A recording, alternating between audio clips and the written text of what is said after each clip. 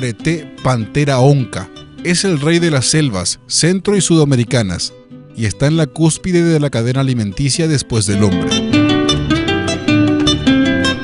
Esta especie hoy día es considerada por CITES como amenazada en peligro crítico de extinción.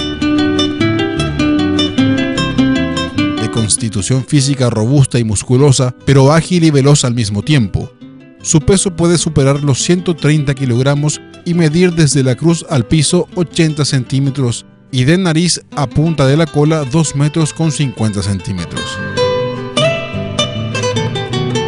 Posee un andar casi fantasmal, razón por la cual su presencia rara vez puede ser observada.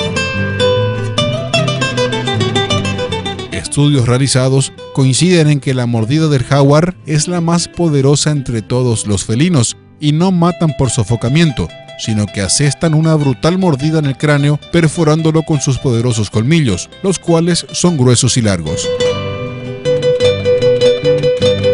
Se calcula que en Paraguay su número ya no superaría los 500 ejemplares de yaguareté. Urge en nuestro país proyectos para salvar esta especie tan importante, con programas para capturar animales problemas con el ganado, reinsertándolos en parques nacionales y reservas privadas.